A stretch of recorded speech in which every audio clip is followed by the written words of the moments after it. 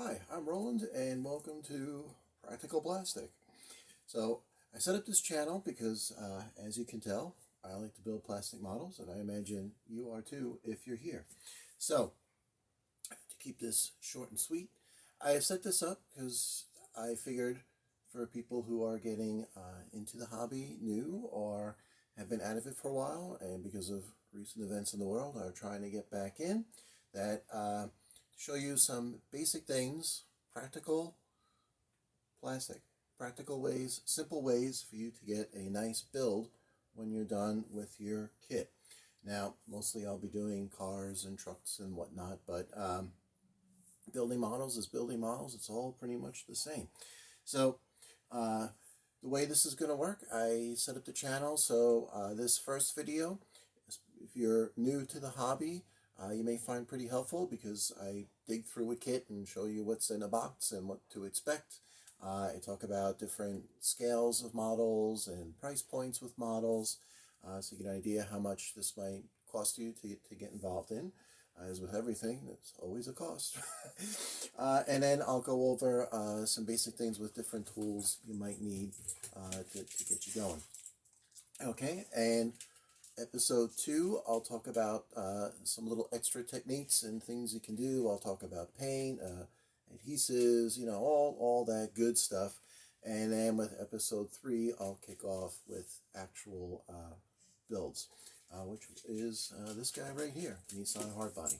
But you'll have to excuse that video because it's the first video I did, and it kind of shows. So, with that said, I will get to this and we will have some fun. I mean, after all, you don't need me to tell you it's a crazy world out there, so why not come down and have some quiet time at your hobby desk? All right, let's get to it. Okay, so let's say you're interested in getting into the hobby or introducing this hobby to another person, but being that the overall theme to everything I'm going to do with this channel and these episodes is to be practical.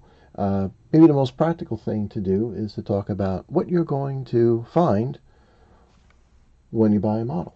So particularly if you've been away from the hobby for a while, or certainly if it's your first time jumping into something like this, you may be really curious as to what exactly you're going to face. So we have here a very typical model, a Chevy Nova from Revell, skill level 2, so it is a fairly simple, straightforward assembly, nothing crazy complicated or anything like that.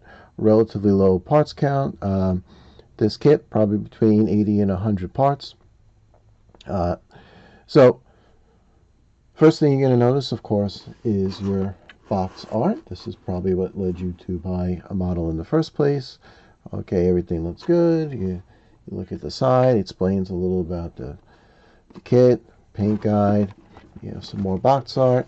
On this side, since this is a 2-in-1 kit, that doesn't mean you get 2 models. That means you can build one model one of 2 different ways. So you have the option. So they have pictures of the stock engine, the custom engine, the stock wheels, the custom wheels, the racing version with all the decals on it, and so on. So let's take a look inside the box. And again, this is a very typical model. So this is what you're going to find when you delve into one of these things. Notice everything is in plastic bags. Plastic bags are, 1, to make sure none of the parts get lost, and 2, to protect the plastic from scratching and whatnot from being shipped, moved around, and dropped in the warehouse, whatever. So we'll start. We have some tires. These are typically a rubber compound of some sort or other. And you can see there are 6 tires. Car only has 4 wheels, but remember this is a 2-in-1, so we do get 2 racing slicks with this one. All right, so there's some tires. We have in our next bag, body, chassis floor pan. These are the actual little fasteners for the wheels, all in one bag. We have another bag with all of our hood, some interior parts, dashboard. We have our stock hood, two different types of bucket seats. So let's see. Nope, those are the backs of the bucket seats. Okay. We have our clear parts. These will be used for your windows, headlights, taillights, what have you. And as the safety label on the bag says, keep it away from young children. And we have now some suspension parts, wheel parts. So I'm not going to go describing every little piece of the kit. That's not the point of this. And we'll find out why in a moment. Now we have our racing wheels, our stock wheels. These are your chrome parts. These are actually the same white plastic as the rest of the trees, but they just have a chrome finish. And we get the second sprue of chrome. We have our instructions, and we have our decal sheet. Upside down, right side up, our decal sheet. The decal sheets come with these protective films on them so they don't get scratched. So now let's talk about directions, because this is a very important part. Revell happens to make really nice instruction sets. They even give you a little bit of history of the car.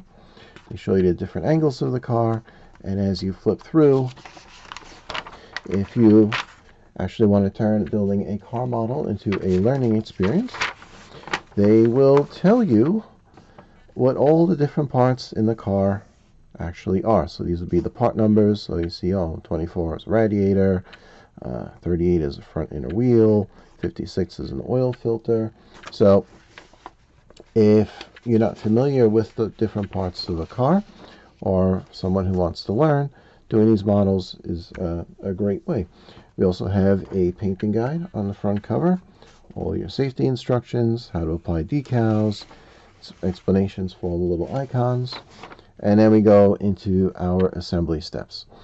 And no matter who you get a model from, what company, what the subject matter is, all the instructions basically follow the same flow, which is to start with small assemblies, and you just follow the part numbers and the arrows. So in here, even if you don't know what any of this stuff is, you locate the parts, figuring out what they look like. We also have part numbers, and then you glue them together, and you just follow stepwise, and you go through.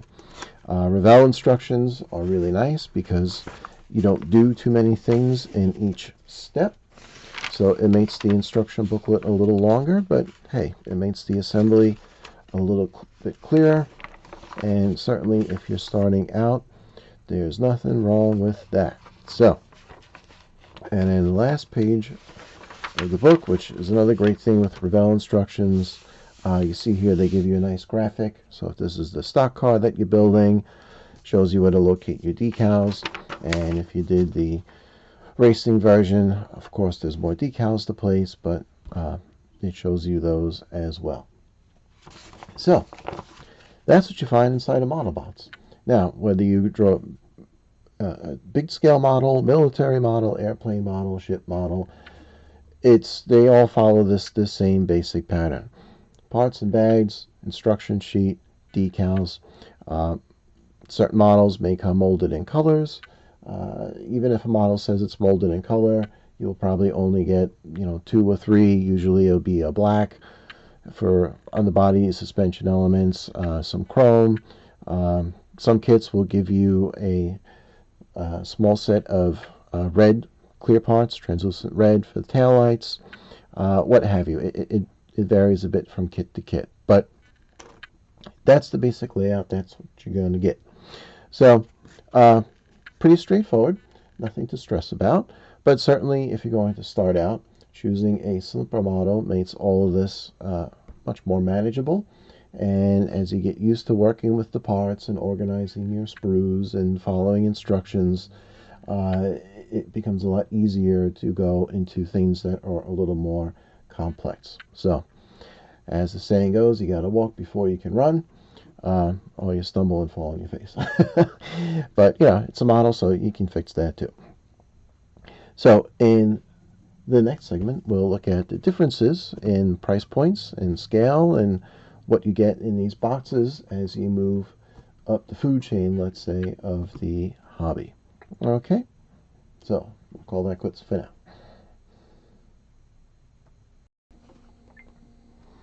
Okay, so now, next topic of discussion, price points and scale of the models. So, obviously there's a relationship.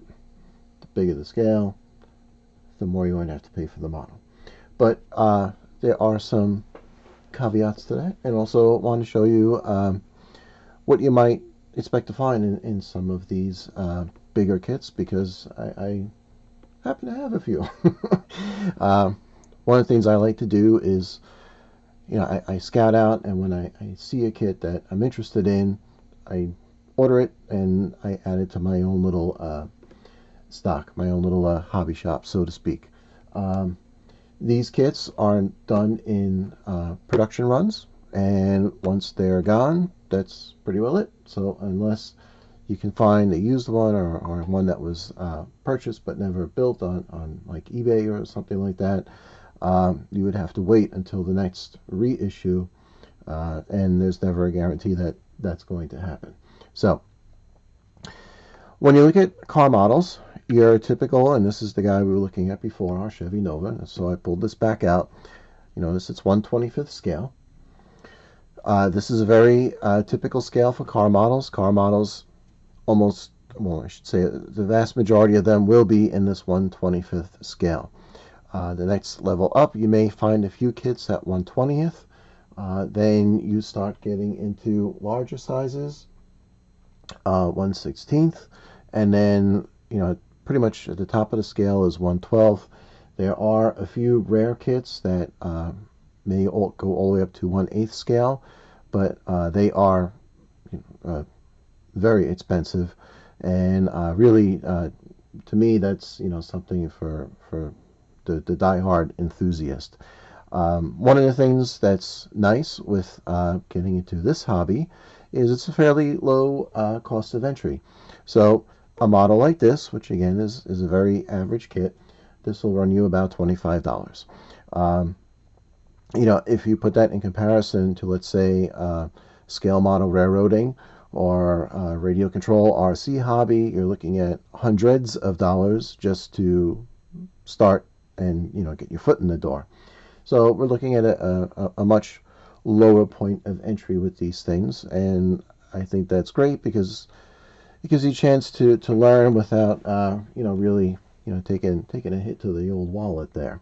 So within the scale, there is another thing, and that is to consider skill level, which is one of the little caveats.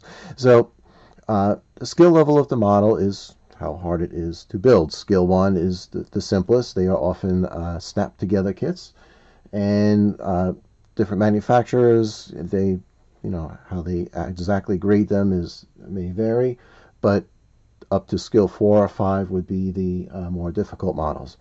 Now, with the higher skill levels, part of what drives the skill level is an increasing part count and an increasing functionality within the model. So a skill level 2 car like this, you have an opening hood, you have a fairly detailed interior and chassis, and that's about the sum of it. When you get into skill level 3, they introduce some more parts. There may be some more fine detailing. At skill level 4, even more so. At skill level 4 or 5, you may run into, or preferably run into, opening doors, steerable front wheels, maybe an opening trunk as well. A lot more detail.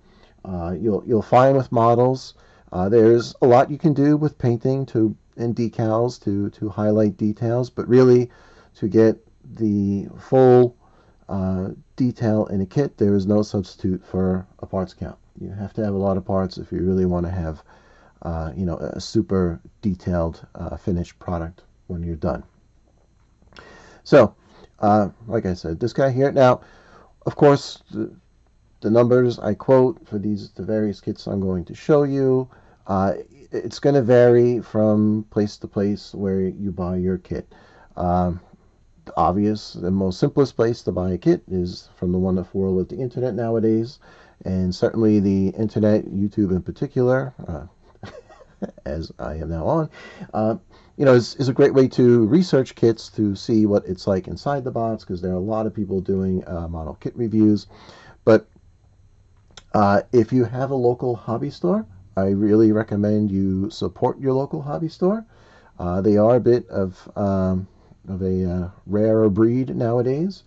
And the reason I bring this point up, I also happen to be an author, and I believe what the independent local bookstores went through under economic pressures of the modern age, hobby stores are going through the same pressures.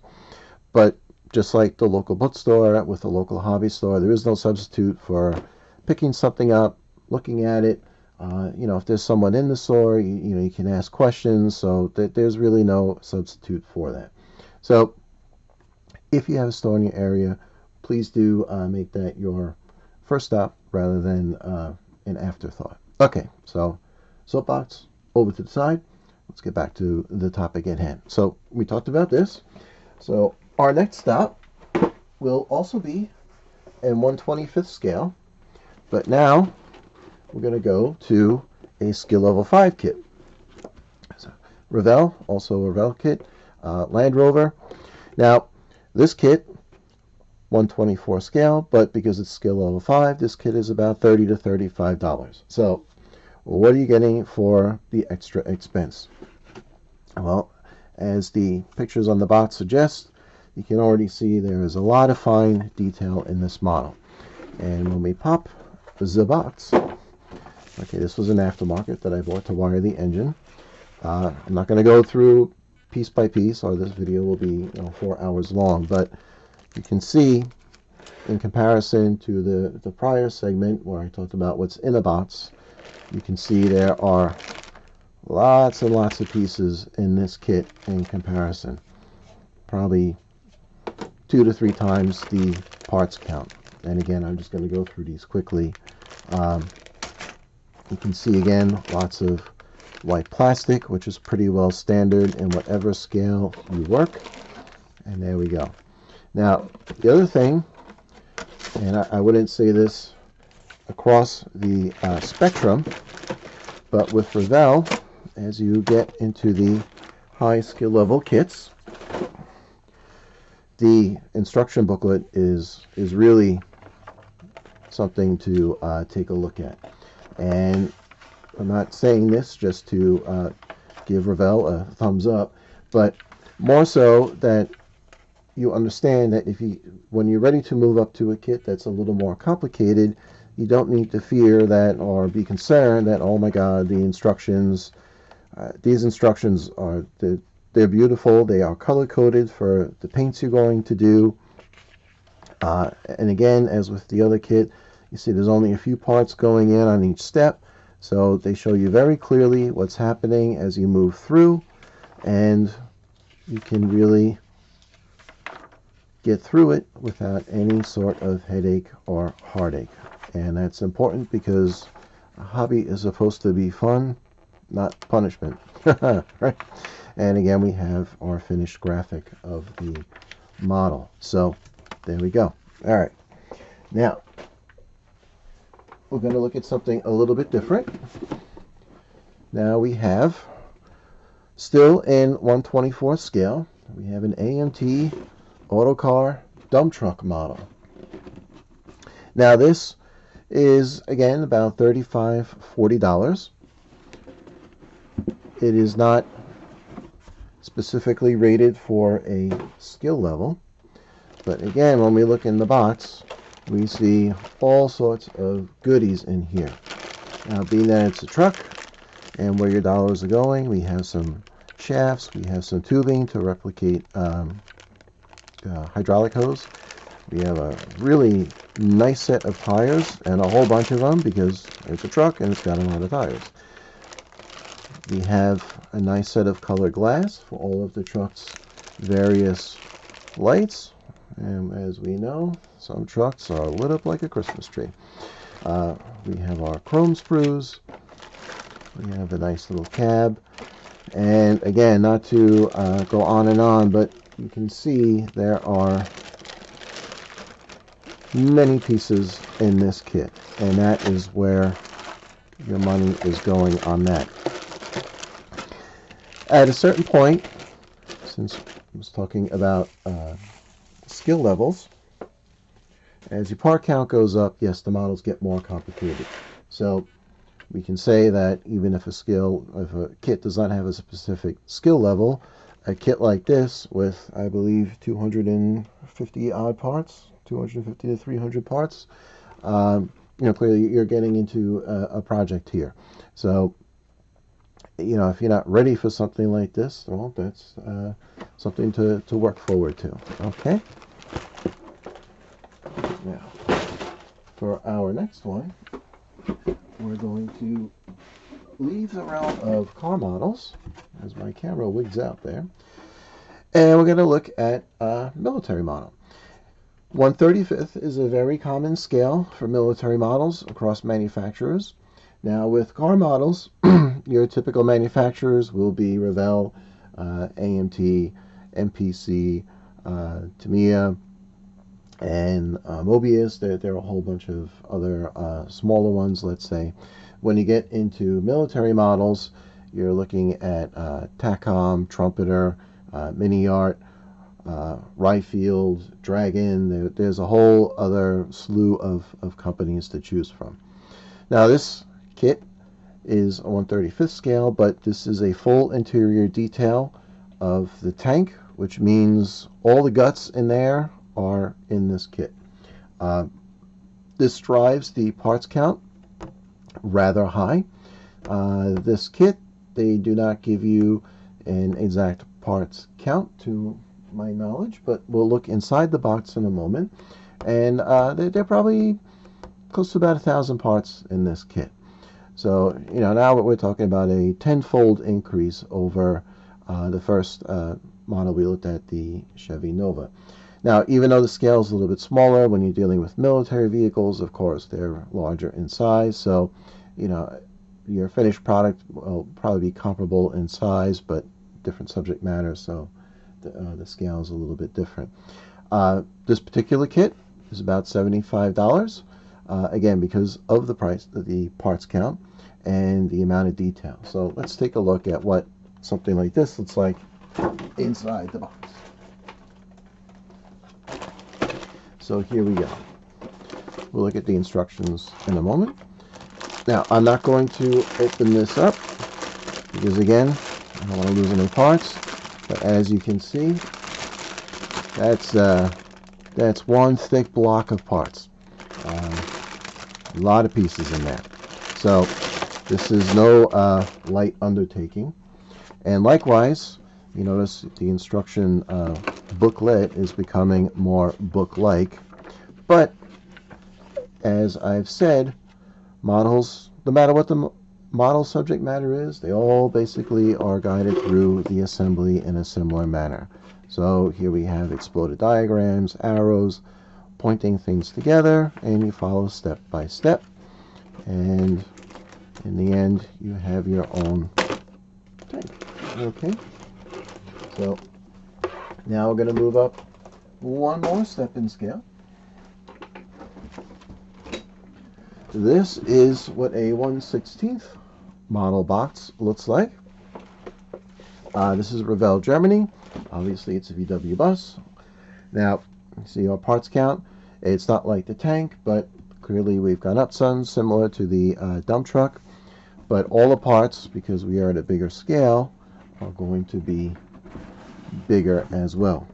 A kit like this, if I remember correctly, this is about $60, $65.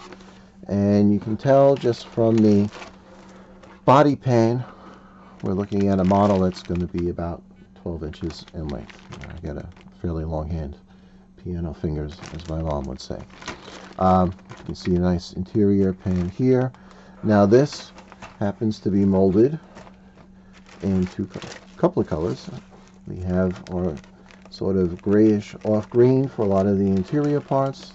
Some of the exterior, the majority is the white, and then we have some of this grayish color as well. So something like this, at this price point, that's what you're looking at. And again, our instruction booklet has grown thicker. And here goes Revell with another color-coded manual. So they're showing you a color key on the parts, on their sprues. These are referred to as sprue maps. When they show a picture of the sprue with all the parts on it, makes it very easy for you to locate something if you're ever in question.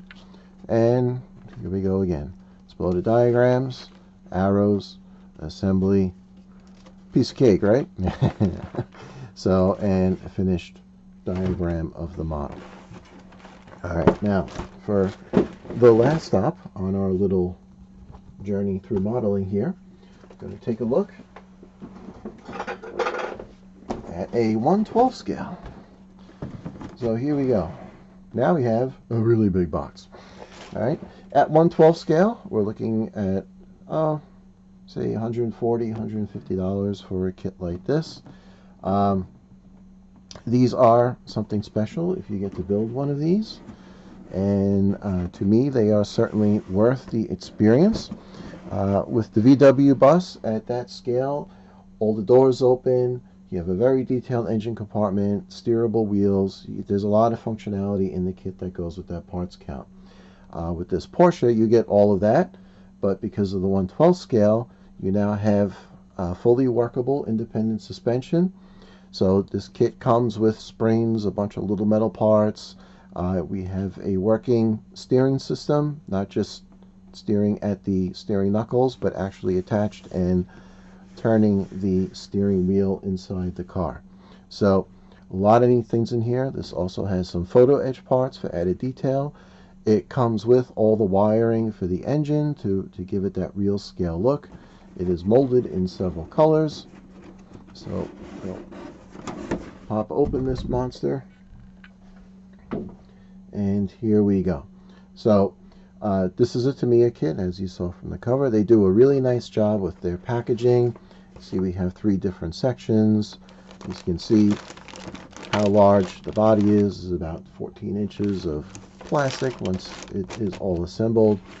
We have all this 2 tones of chrome. We have a shiny chrome. We have a more aluminum style finish. We have some translucent parts for the fiberglass pieces in the kit, or to replicate the fiberglass pieces in the actual car. Black. We got some really nice tires. We even have some instructions for guiding you through the photo etch if you've never worked with that before, so that's really nice. Got more and more stuff.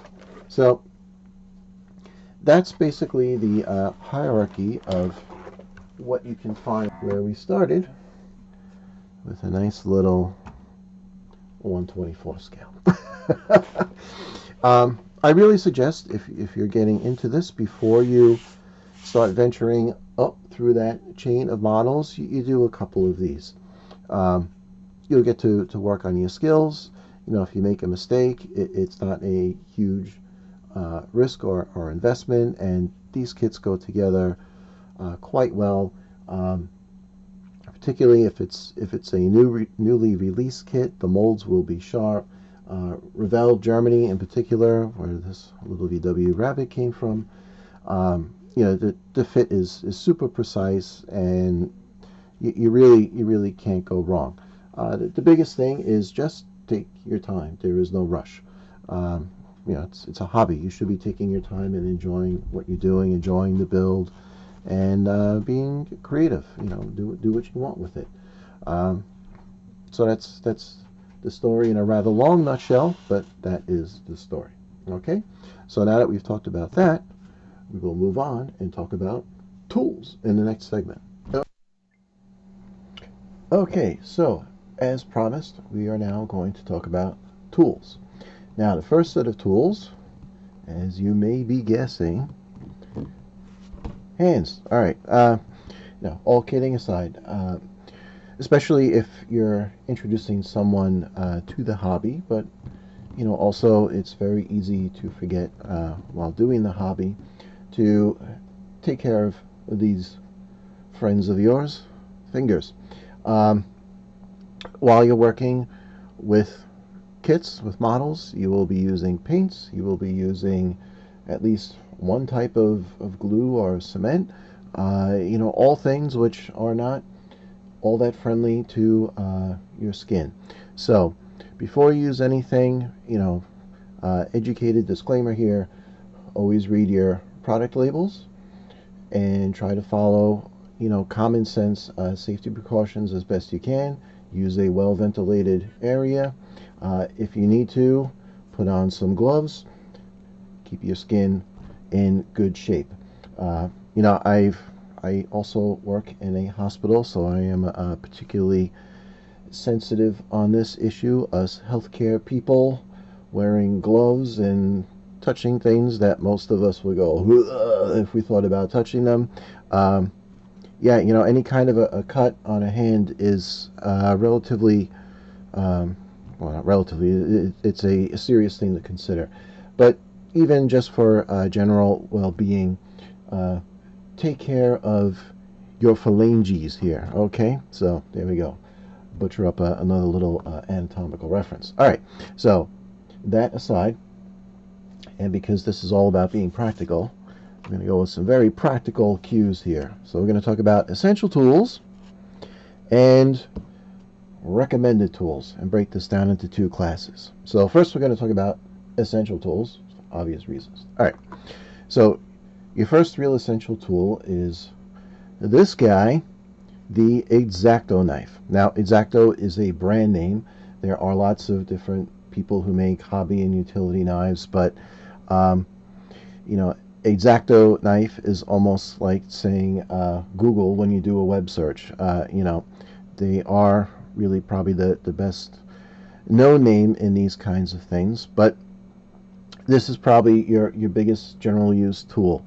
You can do so many different things with this, trimming, scraping, removing flash, scraping off paint before you glue, scraping off chrome before you glue.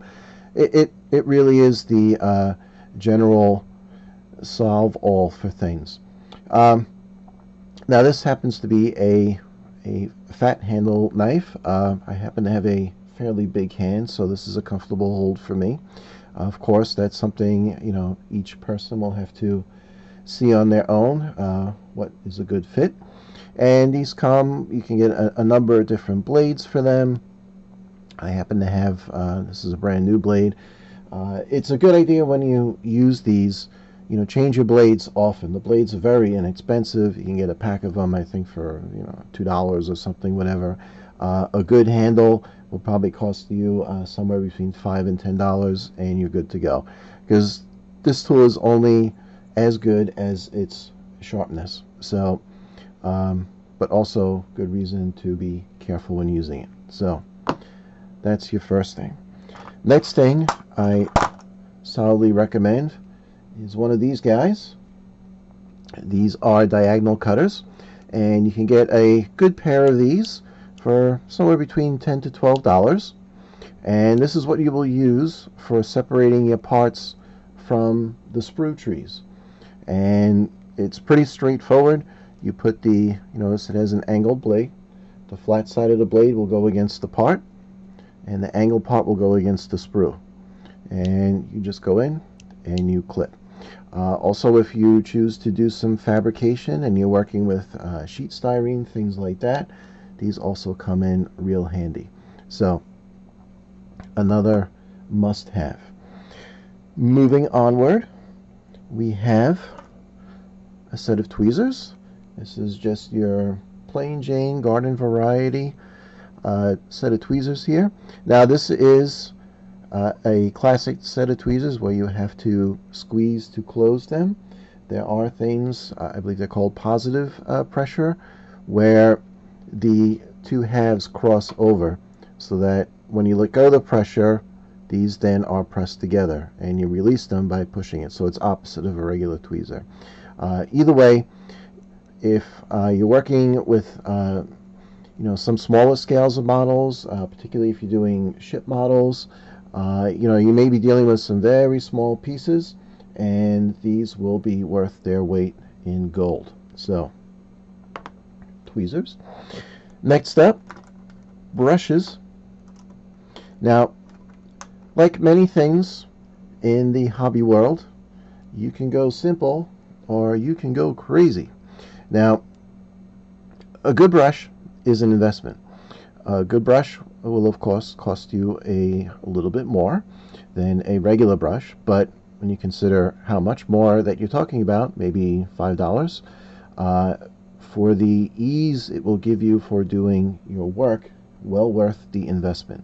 So this guy is a 3.0 Model Master detail brush, and as you can see, that has a real fine point on it.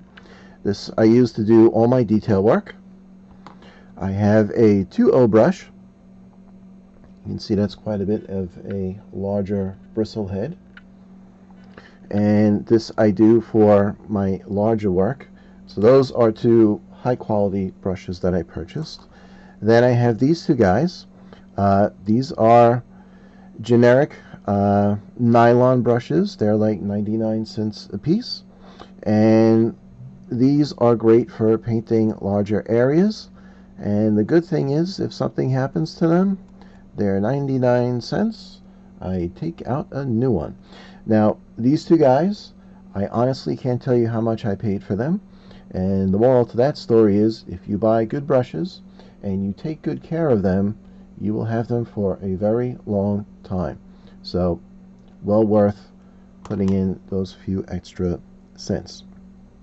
Now, we'll move over to the, or actually one thing I want to add, talking about tweezers, if you have a little pair of needle nose, these can also work very well for manipulating very small parts. Difference being from the tweezers is that because they're needle nose, if you need to press something together, you actually can get a little oomph behind it. So, somewhere between essential and recommended. If you have them, great. If you don't, you can get by without them. So I'm going to put them on the recommended side. Next item on the recommended list, this is a hand drill. These are super handy when you start to do some finer detail kits. Some of them require you to drill little holes through the plastic. Now the idea with these, I happen to have a fairly large bit in it at this point to make it easier to see, but the point of these hand drills is that you can fit in, and typically they come with a set of bits. I believe I paid about $20 for this guy and a set of bits, so that they're not that expensive, but you can put in teeny tiny bits that would not fit in the chuck of a regular average cordless drill. Also, when you're drilling through plastics, the plastic is typically fairly thin. It is not a super strong material in terms of using like power tools. So using a cordless drill is kind of like, bringing a sledgehammer to the china shop. So a few turns of this and you'll go right through your plastic and have a nice hole. All right. Now, another tool which I have found to be very handy, this is a scraping tool, and I know it looks like a little microscopic garden shovel, but actually, if you see closely, it has these two bevel blades, and these are sharpened edges, so you will have to be careful using this tool. But this is for if you have seam lines in terms of uneven surfaces when parts are mated, or even if a part is molded and it has a noticeable offset between the two halves of the mold, you can go along the seam with this tool and scrape it down.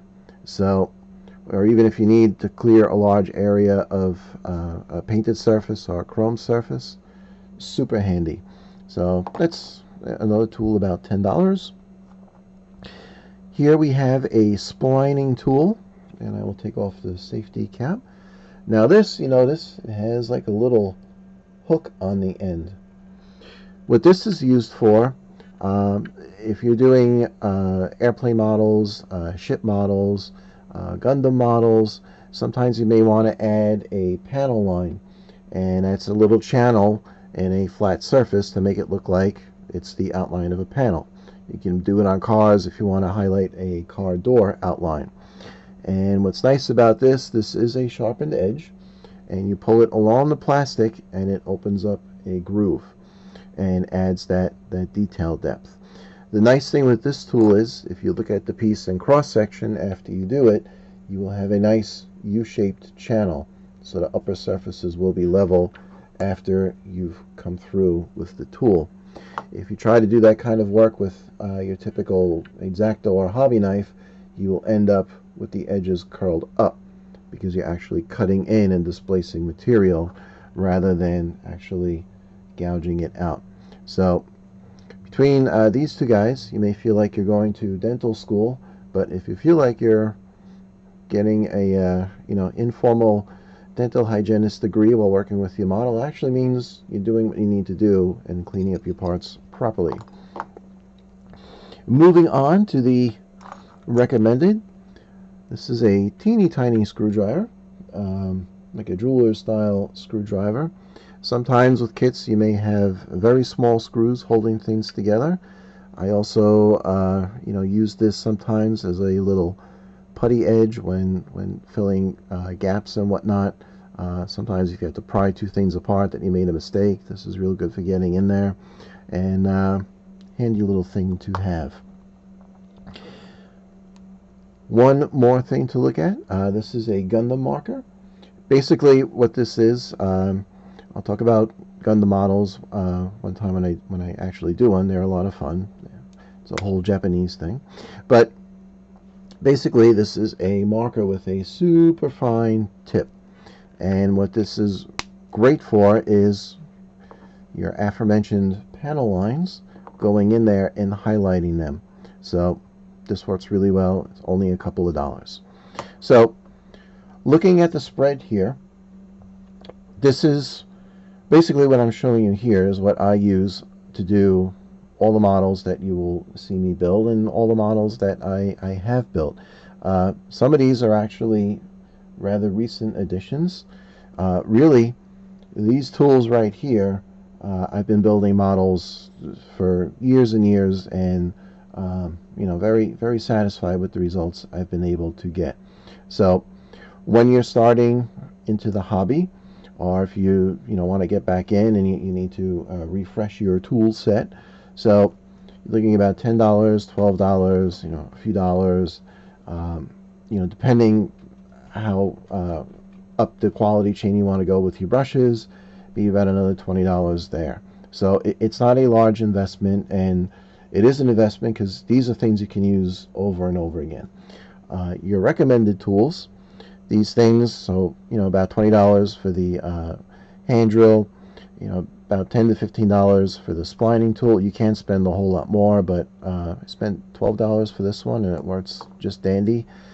This guy was I think another $10 or so. The Gundam marker is like $5. You can get one of these little needle nose for a couple of dollars. One other thing, which I don't really consider a tool, but it really is essential for building, clamps. You can get a whole bunch of these little clamps at a hardware store. You get like 6 of these for $2. They're great for holding things together. But that's the spread. So start with this, add to this as you move along, and you'll be in good shape.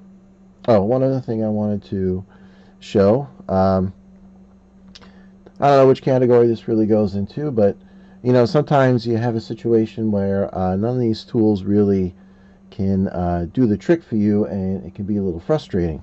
And that's when I take out this guy. No, just kidding. A tool like this, it will fix all your problems by creating a whole new set of problems. Okay. Peanut gallery aside. All right, so that's the spread. And again, if you go for the whole spread at once, you're maybe looking at $80 to $100 worth of stuff here, and you're set. You won't have to spend that money again. So That wraps that up. And in the next episode, I will talk some about paint and different styles of paint and what have you. So this wraps up episode 1. I hope you found the information to your benefit. And thanks for watching. And please drop in for episode 2 and the build videos to follow. Okay, goodbye.